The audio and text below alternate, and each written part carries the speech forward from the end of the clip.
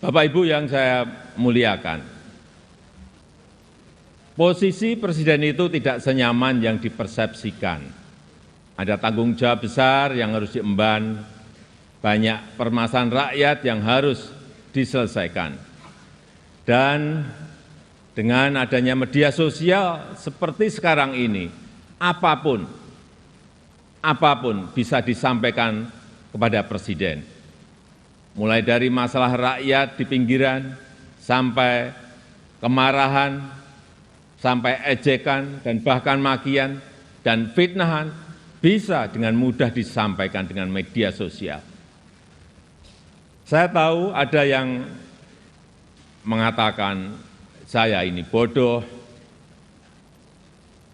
pelongo-pelongo, tidak tahu apa-apa, Fir'aun, tolol. Ya enggak apa-apa. Sebagai pribadi saya menerima saja. Tapi yang membuat saya sedih, budaya santun dan budaya dan budi pekerti luhur bangsa ini kok kelihatannya mulai hilang. Kebebasan dan demokrasi digunakan untuk melampiaskan kedengkian dan fitnah. Polusi di wilayah budaya ini, sekali lagi polusi di wilayah budaya ini sangat melukai keluhuran budi pekerti bangsa Indonesia yang besar. Memang tidak semua seperti itu.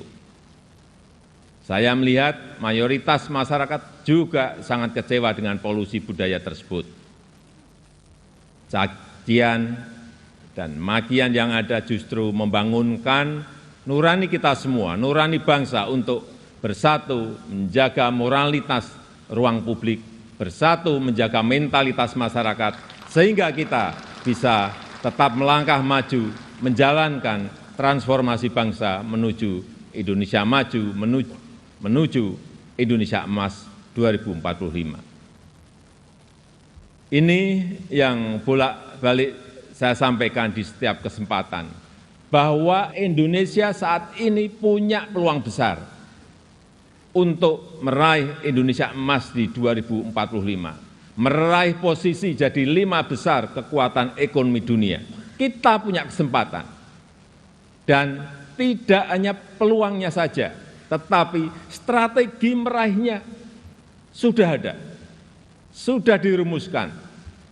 Tinggal apakah kita mau memfokuskan energi kita untuk bergerak maju, atau justru membuang energi kita untuk hal-hal yang tidak produktif, yang memecah belah, bahkan yang membuat kita melangkah mundur.